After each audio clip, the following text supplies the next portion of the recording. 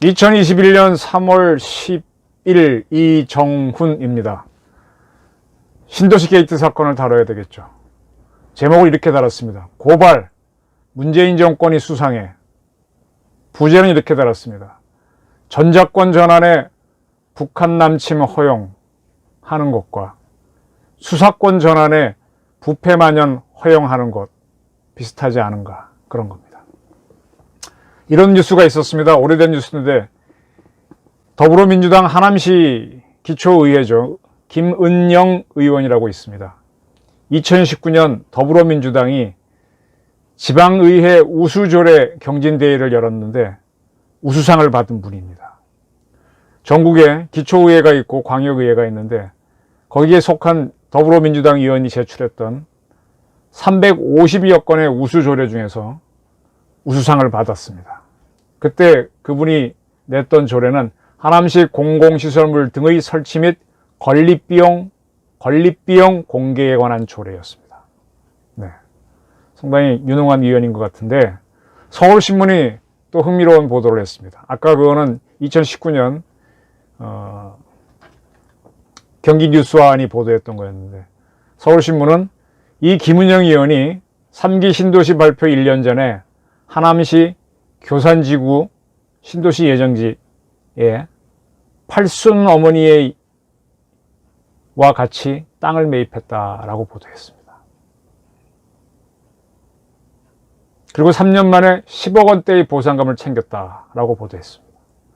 그런데 이런 보도가 있고 난 직후에 이 김은영 의원은 여자분입니다.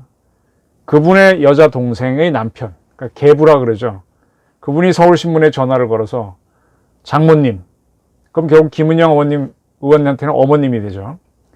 장모님이 딸은 김은영 의원입니다. 장모님이 딸과 함께 부동산 투기를 했다고요? 장모님은 한글을 모르는 문맹입니다. 김 의원의 어머니는 원래 87세이고요. 문맹이고요. 보행기가 없으면 혼자 거동도 하지 못하고요. 하남이 아닌 여주에 계신데 어떻게 김 의원과 함께 땅 투기를 합니까? 김은영 의원이 장모님 명의를 멋대로 도용해 부동산 투기를 했으며 장모님은 땅이 있는 사실조차 모릅니다. 사는 것 또한 지금 여주에 산다 그랬는데 국가의 땅에 도지세라는 건 저도 잘 모르겠습니다. 어쨌든 국가의 땅에 살고 있어요. 이 어머니가 살고 있는데 자기 땅이 아닌, 또는 따님이나 이런 가족의 땅이 아닌 국가의 땅에 살고 계시는데, 그렇기 때문에 도지세라는 걸 내면서 어렵게 살고 있습니다. 전원일기에 나오는 옛날 집보다 못한 곳입니다.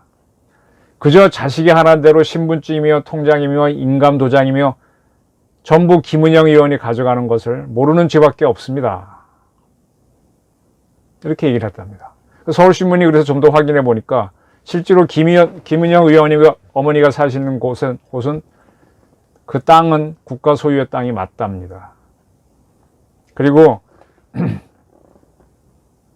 김 의원의 어머니가 수억 원을 들여 사들인 토지는 국유재산 사용료와 세금 찬압 등을 이유로 압류를 당하기도 했다. 무슨 얘기인가 하면, 아까 김 의원 어머니가 김 의원과 같이 하남의 땅을 샀다 그랬지 않습니까?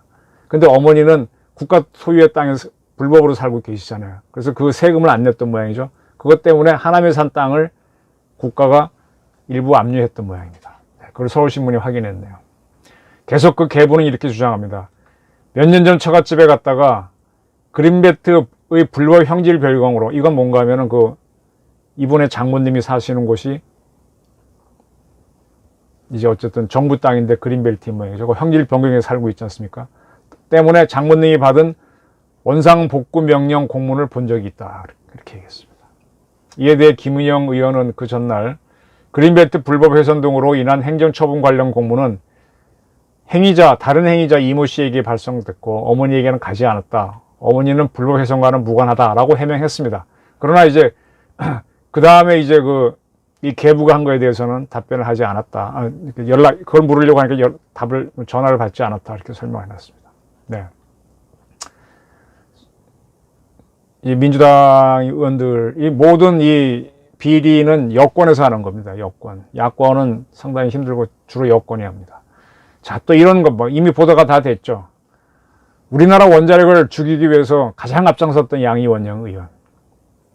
반핵운동가 출신. 그리고 그 덕택에 비례대표로 뭐 위안부 할머니 앵벌이 시킨 윤미향 의원이 국회의원 된 거랑 같은 방법이죠. 비례대표로 들어갔는데 그 양이원영 의원이 어머니입니다. 어머니께서 경기도 광명시 3기 신도시 예정지 인근의 땅을 매입한 건 확인됐습니다.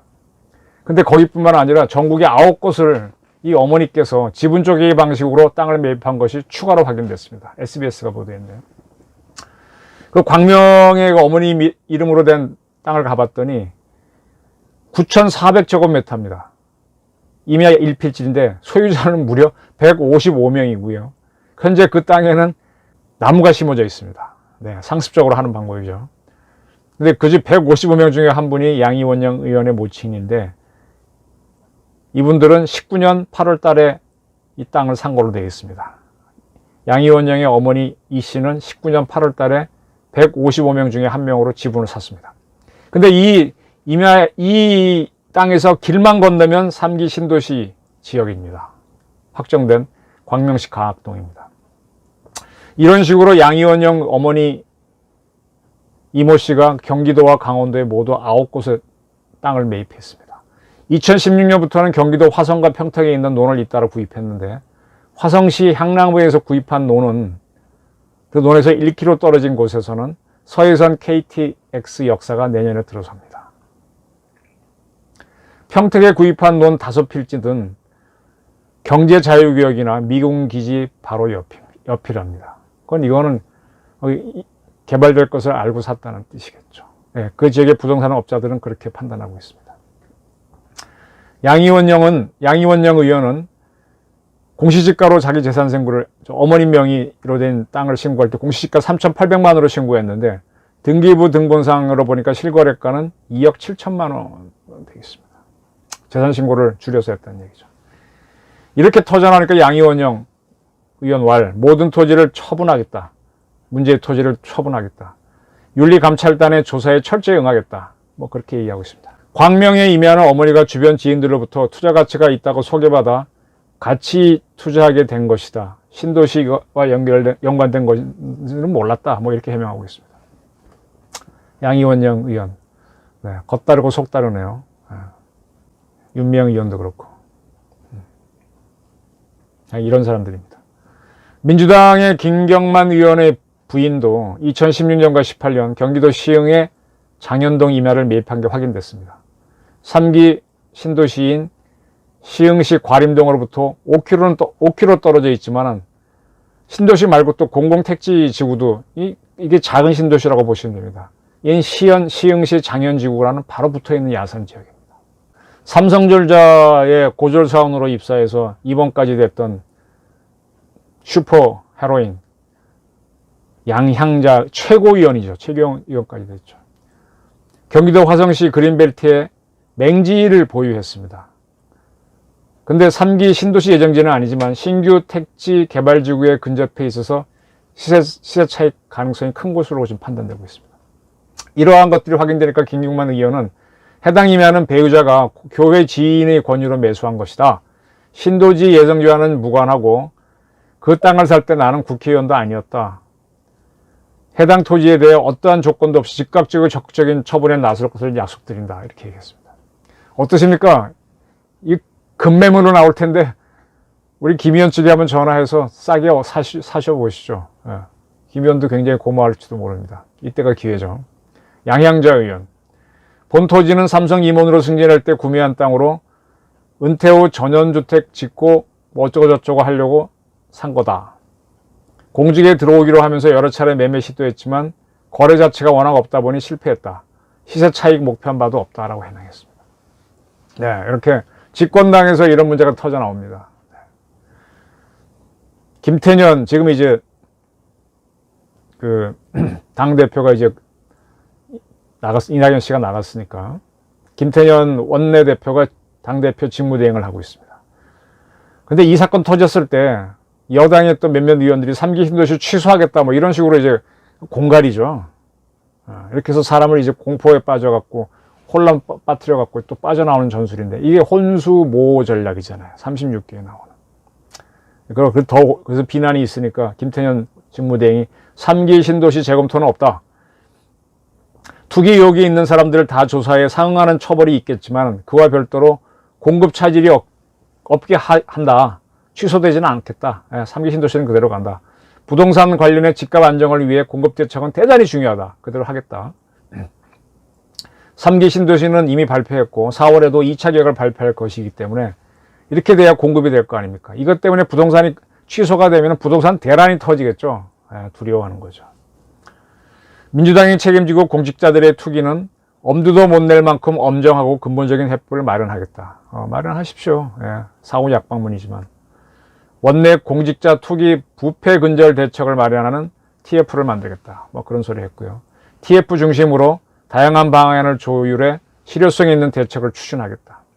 의원 입법과 정보 발표 대책, 시민사회 학계 의견을 종합한 정밀 입법 대책을 마련하겠다. 계속 하겠다. 그 자리에 다 이런저런 해놓고 하겠다. 자, 이제 LH 게이트, 저는 LH 게이트로 봅니다. 근데 이것이 이제 차명으로 실력자들이 신도시 부동산에 매입한 신도시 게이트로 가고 있습니다. 큰 사건이 되고 있는 거죠. 이런 것이 서울, 부산 시장 보궐선거를 앞두고 어떤 영향을 끼칠지, 또 내년 대선에 어떤 영향을 끼칠지. 결국 지금 문정권은 사상 초유의 위기에 또 한 번 직면했습니다. 이전에도 계속 직면했는데 운 좋게 넘어왔어요. 코로나 덕택. 근데 이번에 어떨지 궁금합니다. 또 넘어갈까요? 지금 문 대통령의 가장 큰 착각은요. 180석에 있는 여당이 시키는 대로 하고 있다는 겁니다. 근데 나쁜 짓은 이 다수당이기 때문에 여당이 엄청 많이 하고 있습니다. 박범계가 마구잡이로 대통령 무시해도 그냥 따라가 줍니다. 인정해 주고 있습니다. 그래서 본인은 자꾸 허수아비가 되고 있는데 이게 본인이 사는 길이라고 생각하는데 이거 한 방에 가는 길입니다. 문 대통령 정신 차려야 됩니다. 제가 비유해 설명드릴게요. 지금 문정권, 문 대통령이 맞은 상황은 뭔가 하면은 지금 인민군이 기습남침한 겁니다. 기습남침하게 되면 어떻게 합니까? 전시가 되는 거죠. 그러면 한미연합사가 가동돼 갖고 한미연합사, 우리가 동맹을 맺은 미군과 한국군이 같이 북한을 쳐야 되는 거죠. 근데 문정권은 어떤 정권이었냐? 집권하면서부터 계속 전작권을 환수한다. 그래서 한미연합사를 해체하라 했다 정권이에요. 근데 이거와 같은 주장을 한 게 누구냐? 좌파들이에요, 좌파. 극렬 좌파들이 특히 그랬어요. 민족 자주 운운하면서 무조건 전작권 주장했습니다. 전작권을 환수하면 한미연합사는 존재할 이유가 없죠. 그럼 해체해야 됩니다. 그럼 누구 좋으라고 하는 겁니까? 이북 좋으라고 하는 거죠. 그죠? 근데 여기에 편성이 누구냐? 문재인 정권이다. 근데 이에 대해서 미국은 뭐라 그러는가 하면은 조건부 전환을 주장했어요. 그러니까 한국군 능력을 다 갖추면 북한의 남침을 막을 충분한 능력이 있으면, 그리고 우리가 미군이 또 연합군으로 참전할 수도 있으니까 미군 지휘할 능력이 있으면 주겠다. 그리고 환수할 조건을 갖추라 그랬습니다. 첫 번째 뭐냐? 맞추면 억제 전략을 갖춰라. 전력을 갖춰라. 북한이 핵을 쓰고 뭐할 걸 딱 거기에 맞춰 딱딱 제어할 수 있는 전략과 전력을 갖춰라. 그리고 작전계획 5015를 한국군이 미군의 지원을 받아서 완벽하게 수행하고 그 작전의 목표를 달성할 능력을 갖춰라. 작게 오플랜 5015 능력을 갖춰라. 요거였고, 5015는 나중에 기회 되면 설명하겠습니다. 그 다음에 한국군이 북한의 핵과 미사일에 대응할 수 있는 초기 능력 갖춰라. 초기 필수 능력 가져라. 사드라든지 뭐 MD 뭐 이거 다 이런 얘기하는 거죠. 사드를 넘어가는 거죠. 네. 그 다음에 전작권 환수에 부합한 한반도 영내 안보 환경 관리 능력을 갖춰라. 네. 우리가 지금 미국이 한국과 일본, 대만 문제까지 해서 전체 동아시아 문제에 개입하잖아요. 중국 문제에 가입하잖아요. 그럼 우리가 전작권을 딱 가졌을 때 이 지역 안정을 할 수 있는 그런 능력을 가지라는 겁니다. 그걸 요구했습니다. 그리고요, 그리고 연합사는요, 이렇게 전작권 전환을 할 때 그냥 덜렁 주는 게 아니라 아까 세 가지를 요구하면서 자, 하나하나 목록을 만들어서 니들이 이걸 수행할 수 있어. 대비해서 하나씩 하면 달성되면 이제 하나 지워가고 요거 했어 그럼 넘겨 그런 거죠. 그래서 연합 임무 필수 과제 목록 CMETL이라는 걸 만들어서 검증을 합니다. 2019년도에는 90개 항목이었는데 좀 더 이제 정밀하기 위해서 2020년에는 155개 항목까지 늘어났습니다. 그래서 계속 이걸 검증해 갖고 검증해서 달성이 되면 넘기겠다는 거예요. 자, 무슨 얘기냐? 이 문재인 정권은 민족 자존심 때문인지 아니면 다른 의도가 있는지 모르지만 북한하고 뭐 어떻게 짝짝꿍 해보려고 그러는지 모르지만 무조건 달라 그러는데 미국은 그게 아니다. 군대는 방어를 위해 있는 건데 방어 능력을 갖추는지 하나하나 목록대로 점검해서 달성되면 주겠다는 거거든요. 어떤 게 맞다고 보십니까? 지금 우리가 평시작전 통제권은 갖고 와 있죠. 근데 다 온 게 아닙니다. 코다 위임사항은 못 갖고 와 있습니다. 그거는 아는 사람은 알고 모르는 사람은 모르는데 연합 권한 위임사항이 코다입니다. CODA인데 평작권은 우리가 갖고 왔어도 그 평작권에 포함되어야 되는 몇 가지 항목은 여전히 연합사, 미군이 갖고 있습니다. 연합위기관리, 연합작전계획, 수립, 연합합동 교리발전, 연합합동훈련 및 연습 실시, 연합정보관리, C4I 상호 운영성 권한은 그대로 미군이 행사합니다. 왜? 이건 우리가 능력이 평작권을 갖고 왔어도 이건 못 갖기 때문에 그래서 평작권의 핵심은 여전히 미군이 갖고 있습니다. 미군은 한국군이 충분히 능력을 갖추면 평작권 다 주겠다. 전작권도 주겠다는 거예요. 능력을 갖추라는 거예요. 그러면 지금 미군이 한국에는 뭐 2만 얼마가 있지만 이 미군 때문에 미국 본토에서 올 수 있는 미군이 몇십만이잖아요. 우리는 국방비 500억 달러 정도 쓰지만은 미국은 6천억에서 1조 달러까지 쓰지 않습니까? 그러면 1조 달러에 해당하는 전력이 들어올 수도 있는 거 아니야. 이래서 북한이 우리를 못 건드고 중국이 우리를 못 건드는 건데 그만한 능력을 갖추라는 그것까지 미국까지는 못 따더라도 한 2천억 정도 달러의 국방비를 쓰라는 건데 그렇게 쓰게 되면 우리가 여러분 세금 낼 수 있겠어요? 왜 이러느냐? 안보는 한 번 실패하면 나라가 망하는 거잖아요. 그러니까 계속 검증을 미국은 하자는 겁니다. 대한민국 지켜주는 건 미군이 하고 있고요. 날라리로 지키자고 하는 건 문정권이고 더 이상한 건 좌익들입니다. 자, 신도시 게이트 사건은요. 이 문정권을 뿐만 아니라 대한민국 전체를 이 빈부갈등으로 몰아가는 초대형 사건입니다. 저는 사실상 비유해서 말하면 북한이 남침한 전시와 같다고 봅니다. 그렇게 얼마나 컸으니까 문정권이 처음엔 정보합동조사단 하다가 정보합동특별수사본부를 만들었잖아요. 그죠? 정부, 국토부 갖고 조사하게 되면 국민도 가만히 안 있고 제대로 되지도 않아요. 그러니까 막 국수본 중심으로 금융감독원, 이 수치, 땅 조사할 수 있는 사람을 다 집어넣지 않습니까? 6,000명이라 그러던가? 엄청난. 근데 이 주체를 국수본으로 했습니다. 그러면서 이 정권이요. 아까 전작권 환수하기 위해서 막 그런 것처럼 이 수사권을 전환하기 위해서 검찰을 약화시켰습니다. 검찰 개혁을 한다는 이유로 공수처를 만들어냈고요. 고위공직자수사처를 만들었고 검찰 수사는 굉장히 제한했습니다. 그래서 지금 이번 수사에 검찰이 참여를 못하죠.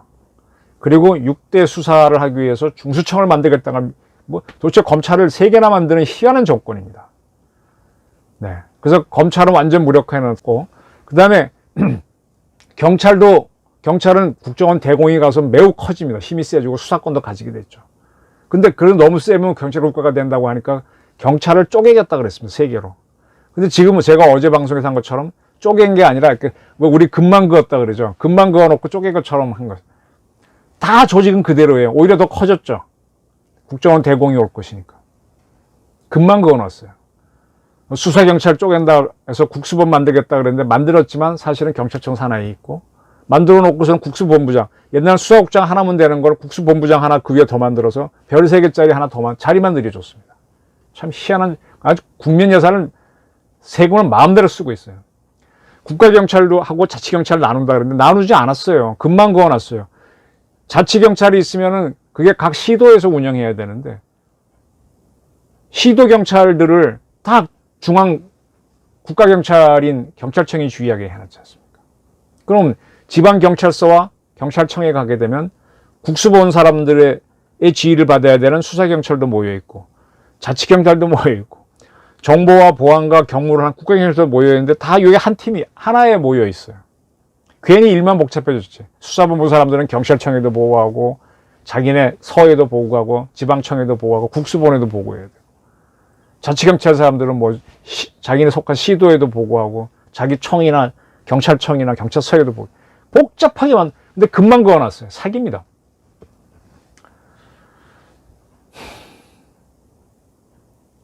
사기입니다. 검찰개혁은 사기입니다. 근데 수사 능력은 저는 떨어진다고 봅니다. 왜냐? 제가 이렇게 비유해 설명드릴게요. 저 집에 가시면은 사모님이 계시거나 또 어머님이 계시죠. 어머님이나 부인들이 음식을 해주죠. 잘 하십니다. 잘 하시지만 진짜 프로 요리사, 셰프랑 딱 갖다 놓으면은 가정주부의 솜씨는 잽이 안 됩니다. 죄송한 얘기지만은 저희는 글을 굉장히 많이 쓰는 사람이에요. 저는 한국에서 가장 글을 잘 쓰는 집단은 저는 기자라고 봅니다. 경험 많은 기자. 소설가보다 훨씬 글을 보편적으로 잘 써요. 빨리 쓰고 정확하게 씁니다. 사실을 쓸 때는. 그런 분들하고 이렇게 뭐 학자라고 하는 분들하고 글솜씨 딱 대조해보면요. 기자들이 훨씬 빠르고 쉽게 씁니다. 왜? 딱 듣는 순간에 뭐뭐뭐를 쓰겠다는 걸 구도를 잡아놓고 촥 쓰거든요. 중간중간 만들어가는 게 아니에요. 가정주부나 하다 보면 뭐 없네 하고 갖고 오고 하면서 만들어가지만 이 사람들은 만들 걸 미리 만들어 놓고 머릿속에 구성해 놓고 그거대로 촥촥 하는데 나중에 나오면 맛도 좋지만 모양도 굉장히 좋은 요리가 나옵니다. 셰프는 작품을 만듭니다. 자, 신도시 게이트는 굉장히 복잡한 사건입니다. 아까 제가 정치인들 몇 사람 거론했죠. 더 많은 실세들이 있을 겁니다. 그리고 그 사람들이 요즘은 가명을 못하니까 차명으로 샀을 텐데 차명으로 산 땅, 그 사람 거 맞다라 그러면 어떻게 할 거예요? 처벌을 못 할 거 아닙니까? 그걸 처벌하려면 복잡한 수사를 해야 됩니다. 지금 준사기 혐의로 기소되어 있는 윤미향 의원이 뻔뻔하게 국회의원 하고 있죠. 자기가 뭐 발의할 때 법안에도 발의하고 그러지 않습니까? 지금 이름이 나온 이런 의원들도 다 뻔뻔하게 버틸 겁니다. 어떻게 할 거예요? 자, 이 586 사람들은 기본적으로 염치가 없어요. 좌파들은. 이 사람들은 목적을 이루기 위해서 수단은 뭐든지 해도 거짓말 해도 된다고 운동권들은 자기네 스스로 이렇게 교육을 한 사람들입니다. 그래서 이런 사람들을 딱 수사할 때는 기소가 될 수 있도록 수사를 뭐 잡기만 하면 소용이 없어요. 뭐 죄송합니다. 잘못했습니다 하고는 또 그대로 윤미향처럼 갑니다. 그러니까 딱 기소할 수 있는 걸 찾고 들어가야 돼요. 셰프가 작품이 나오는 요리를 만들고 염두에 두고 하듯이 그냥 요리하는 게 아니라 그렇게 해야 됩니다. 이거는 고도의 수사입니다. 그리고 이 사람들은 실력자이기 때문에 국회의원이고 하니까 상당히 고급 변호사들을 동원할 겁니다. 그 변호사하고 국수본에 있는 우리 수사관들하고 붙으면 누가 이기겠습니까? 아직 우리 경찰에는 사법시험이나 변호사시험 합격한 그런 사람들이 많지가 않아요. 그냥 잡아오거나 이런 걸 잘할 뿐이지. 딱 염두에 두고 어떻게 기소할까 하는가 염두에 두고 수사를 탁탁탁탁 맞춰가는 걸 잘 못합니다. 저희 기자들은 취재할 때도 이게 뭘 주제로 해야 되지 하고 탁탁탁 맞춰가는 기사를 쓰는 거거든요. 굉장히 그건 실력이 있어야 하는 겁니다. 많은 분들이 유튜브에 대해서 저에게 묻는데 딱 주제를 잡아놓고 이렇게 유튜브를 만들어야 되는데 그거 생각보다 쉽지 않습니다. 이러한 수사는요. 역시 법 전문가인 사법시험이나 변시에 붙은 그리고 특수수사를 해본 반부패부 검사들이 잘합니다. 특수부 검사들이 잘합니다. 그들이 와야 저 센 정치인들하고 한판 붙을 수 있는 겁니다. 법꾸라지하고 붙으려면 법 전문가가 가야 됩니다. 수사관 수가 많은 건 소용이 없어요. 저도 기자 늘 하면서 기자 10명 있어봐야 뭐래요. 진짜 특종하는 기자는 한 명인데 그 친구 하나면 딱 그 친구 하나가 따라갑니다. 유능한 기자 하나면은 다수의 기자 10명은 그냥 미안한 말이지만 그냥 페이지 메꾸는 사람들입니다. 마찬가지입니다. 수사도. 자, 멀쩡하게 가동되고 있는 한미연합사를 해체하려고 전작권 전환해서 합참 중심으로만 인민군 남침 맡겠다라는 게 누굽니까? 문재인 정권이죠. 미군이 한 방으로 해결할 수 있는 걸 한국군 수천 명을 죽이고 겨우 해결할 겁니다. 아니면 실패할지도 모릅니다. 전환하고 나면. 왜 이런 짓을 합니까? 이상한 정권이에요. 그래서 제가 고발한다. 문 정권. 수상하다는 겁니다. 전작권 전환이 친북행위라면 검찰 수사권을 제한하고 중수청 신설하고 뭐 경찰의 수사권 많이 줬고 국수본 갖고 신도시 게이트 수사하게 하는 거는 친부패 행위입니다. 굉장히 수상한 문정권의 행위입니다. 자, 김태년 대행 이 양반 참 밀어붙이기 잘하고 참 독특한 사람이죠. 어떻게 이런 분들이 당의 대표를 한지 저는 조금 의심스러워요. 이 양반이 어쨌든 조색, 투기의 뿌리를 뽑겠다 그랬지 않습니까? 네? 뭐라고 한참 아까 설명드렸죠. 그러면 수사의 주체를 진짜 검찰에서 법꾸라지에 맞설 수 있는 검사들을 투입해서 해보라 그러십시오. 검찰 개혁 천천히 하고 이것부터 먼저 하라 그러십시오. 그거 안 하고 이런 말 하면 이거 거짓말입니다. 참으로 이상한 정권입니다. 저는 국민들이라도 좀 제대로 알았으면 해서 오늘의 제목을 고발, 문재인 정권이 수상해 전장권 전환에 북한 남침 허용하려고 하듯이 수사권 전환에 부패 만연을 하려고 한다. 자, 이 정권 사람들, 박범계, 추미애 이런 사람들 법무부 장관 했죠. 굉장히 문제 많은 사람들인데 또 지금 많은 공기업이나 우리 산업은행이 투자한 그런 기업에 여권들 갖고 열심히 경영도 안 해요. 근데 다 이제 무슨 경력 쌓고 나오고 거기 가면 봉급도 많거든요. 그러고 지금 돌고 있습니다. 그게 부패입니다. 딱 그런 기업 가면 기업이 쫙 키워야 되는데 거기서 뭐 판공비 자유롭게 쓰고 있고 월급 많이 받고 있어요. 이상한 정권이에요. 국가를 위한 정권인지 자기 정권 유지하기 위해서 많은 사람들이 이 180명이나 되는 많은 수가 있으니까 각자 요구가 너무 많을 거예요. 나눠먹게 하는 걸로 저는 보입니다. 국가를 위한 정권인지 자기 차기 또 당선을 위해서 경력 쌓기, 돈 마련하고 있는 정권인지 수상합니다. 신도시 게이트 수사하려면 검찰을 나서게 해야 됩니다. 그거 안 하고 계속 국수으로 가게 되면 엉터리입니다. 그래서 저는 오늘 문재인 정권이 수상해 고발한다를 제목으로 잡았습니다. 경청해 주셔서 고맙습니다.